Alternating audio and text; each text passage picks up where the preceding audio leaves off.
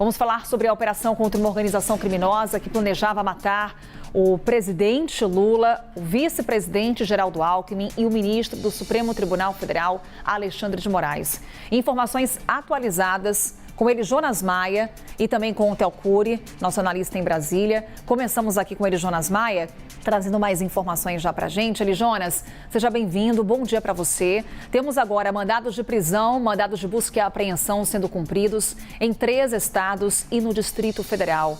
Quem são os alvos dessa operação, Eli Jonas? Oi, Carol, ótimo dia para você. Theo, quem está acompanhando também é um novo dia nessa terça-feira, com esses 5 mandados de prisão preventiva cumpridos pela Polícia Federal e que foram expedidos, autorizados pelo Supremo Tribunal Federal. Já temos informação que os 5 mandados de prisão já foram cumpridos, os 5 presos são militares do Exército e um policial federal. Temos os nomes também, estamos tentando contato com a defesa de todos. Por exemplo, Hélio Ferreira Lima, é um Kids preto do Exército. Mário Fernandes, militar, ex-assessor do então presidente Jair Bolsonaro enquanto estava na presidência. Rodrigo Bezerra de Azevedo, também integrante do grupo de elite do Exército Kids Pretos. Vladimir Matos Soares, um policial federal. E Rafael Martins de Oliveira, também Kids Pretos. Então, a Polícia Federal mira nessa operação que é batizada de contragolpe, nesse grupo que, além desses 5 presos, também há outros militares do Exército, da Ativa e da Reserva, suspeitos de planejar um ataque para matar Lula, Alckmin e também o ministro Alexandre de Moraes. Inclusive, o nome desse plano foi batizado de Punhal Verde e Amarelo e que aconteceria, de acordo com a investigação da Polícia Federal, no dia 15 de dezembro de 2022, após a eleição da chapa Lula e Alckmin e após a diplomação também da chapa no Tribunal Superior Eleitoral. Porém, antes da posse, que foi em 1º de janeiro de 2023. Então, plano de golpe de Estado, plano de matar essas autoridades, de acordo com a Polícia Federal, seria para evitar a posse de Lula e Alckmin na presidência e na vice-presidência da República. A gente tem esses mandados que foram cumpridos, Carol, no Rio de Janeiro, Goiás, no Amazonas e aqui também no Distrito Federal. E tem até um outro ponto que a gente conseguiu apurar, se Helena apurou e precisa ser destacado, é como que teve base essa investigação para chegar nessa operação de hoje, cumprindo esses mandados, não só de prisão, também tem mandado de busca e apreensão e algumas medidas cautelares. Por exemplo, que os investigados não podem conversar entre eles mesmos. Como que começou tudo isso? Arquivos que foram encontrados no computador do tenente-coronel Mauro Cid, que era ajudante de ordens de Bolsonaro também na presidência, e do Mário Fernandes, ex-assessor de Bolsonaro na presidência. Os arquivos que foram encontrados, alguns deles foram deletados, a PF conseguiu recuperar e embasou tudo isso, toda essa investigação nesse inquérito que já corre desde o ano passado de um suposto plano de golpe de Estado no Brasil. Nesse caso, mais grave, porque também continha informações de assassinato. E o ministro Alexandre de Moraes, que aparece na imagem, também teria sido monitorado, passo a passo dele teria sido monitorado para esse plano batizado de Punhal Verde e Amarelo ser colocado em prática, ser colocado nas ruas. Militares do Exército, alvos da operação da Polícia Federal, um policial federal também e um ex-assessor de Jair Bolsonaro, que, com base em arquivos encontrados no computador do tenente-coronel Mauro Cid, que a gente tem que lembrar, delator de um outro caso também, mas que está tudo dentro dessa mesma investigação que está embasando toda essa operação de hoje. Reforço, 5 mandados de prisão acabaram de ser cumpridos, os 5 estão presos nesses estados: Rio, Goiás, Amazonas e aqui no Distrito Federal. Carol? E aí, Theo Cury, o que temos nesse momento? Operação que acontece dentro daquele inquérito da trama golpista. Quando ele, Jonas Maia, traz pra gente os alvos dessa operação, eram nomes que já apareciam nas investigações.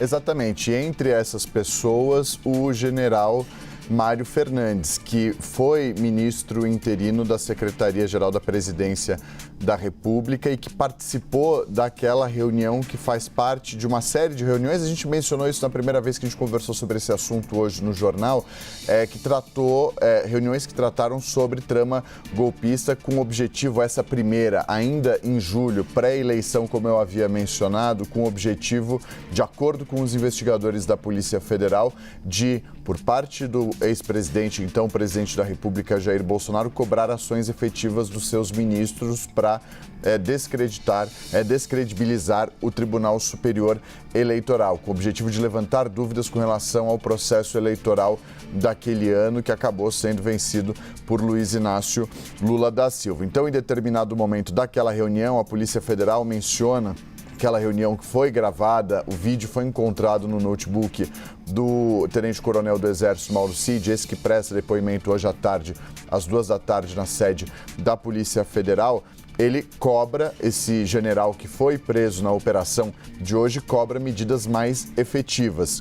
Diz a Polícia Federal que ele explicita a necessidade de cobrar um prazo para que o TSE autorize o acompanhamento das eleições pelos 3 poderes, ainda naquela dinâmica de que havia pouca transparência, que o TSE não permitia essa possibilidade de acompanhamento, o que não é verdade. Todos sabem que o TSE faz esse acompanhamento com uma série de entidades fiscalizadoras, como, por exemplo, foi o caso das Forças Armadas. Em determinado momento, ele afirma a necessidade de essa ação acontecer antes das eleições, dentro do que ele considera ser uma normalidade. Ele diz o seguinte: então, tem que ser antes, tem que acontecer antes como nós queremos, dentro de um estado de normalidade. Mas é muito melhor assumir um pequeno risco de conturbar o país pensando assim, para que aconteça antes, do que assumir um risco muito maior da conturbação no day after, né? Quando a fotografia lá for de quem a fraude determinar, ou seja, ele admite a possibilidade de que é necessário haver um pequeno risco de conturbar o país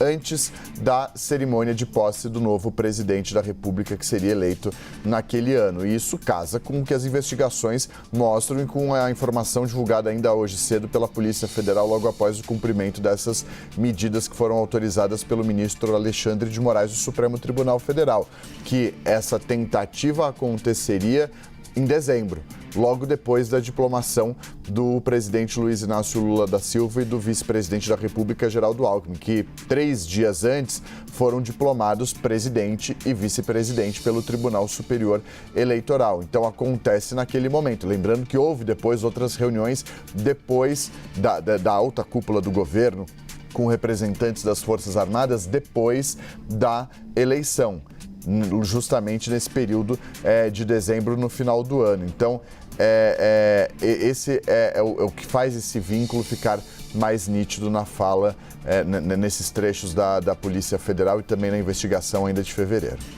E aí, Elis, nós vamos para um outro ponto que também embasa essa operação, como você nos contava. Parte daquele material que foi deletado dos aparelhos de Mauro Cid contribuiu para que a Polícia Federal pudesse realizar essa operação nesse momento. Mauro Cid, hoje, presta novamente depoimento à Polícia Federal, porque há essa suspeita de que ele teria se omitido diante daquele acordo de delação premiada firmado com a PF.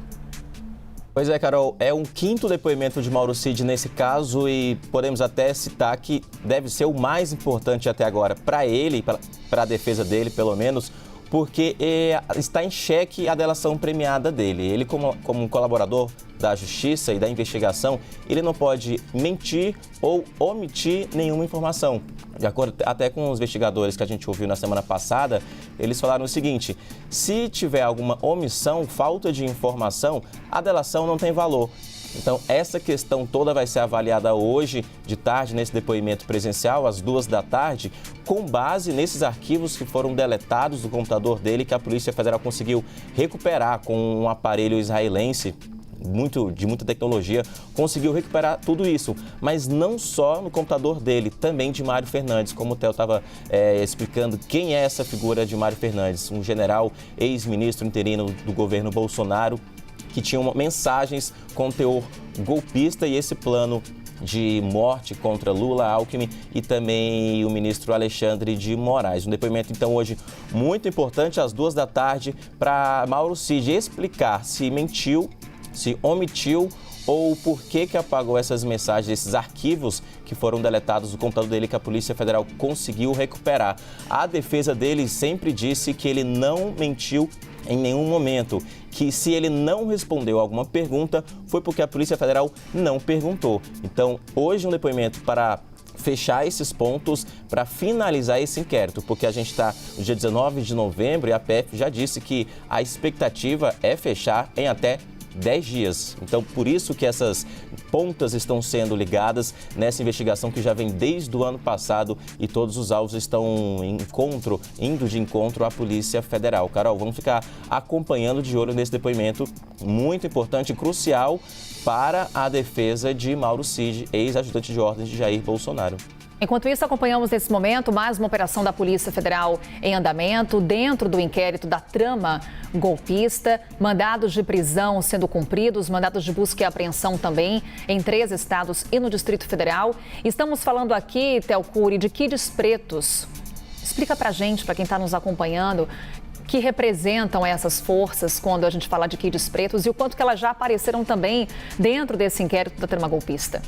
Esse é um bom ponto, Carol. São militares especialmente muito treinados, especializados em operações especiais do Exército Brasileiro e que já apareceram em alguns momentos ao longo dos últimos tempos, e investigações deixam isso muito claro e ajudam a explicar essa cronologia.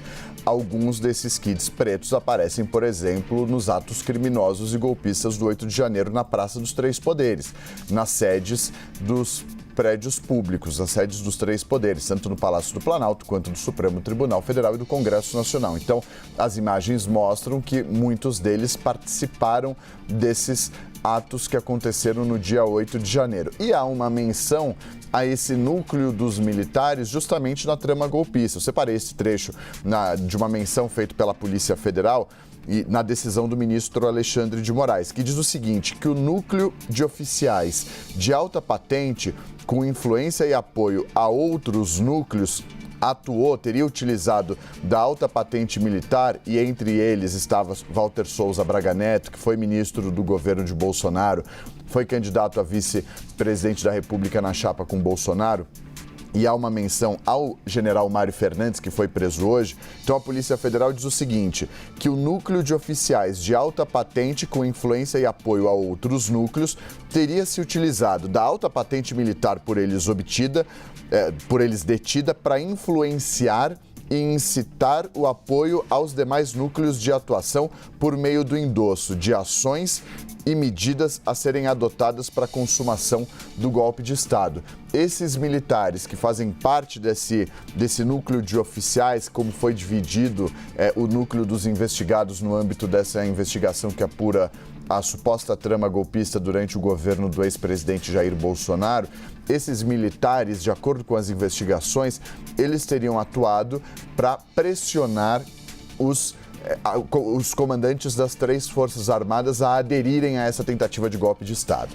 Então, a função deles era justamente essa, pressionar e constranger os superiores hierárquicos, comandante, por exemplo, do Exército, na ocasião, a aderirem a essa trama golpista, a endossar um projeto, esse esquema criminoso que vinha sendo gestado durante a gestão, de acordo com os investigadores da Polícia Federal. Então, o objetivo era esse, endosso de ações e medidas a serem adotadas no caso de uma consumação de golpe de Estado. Carol.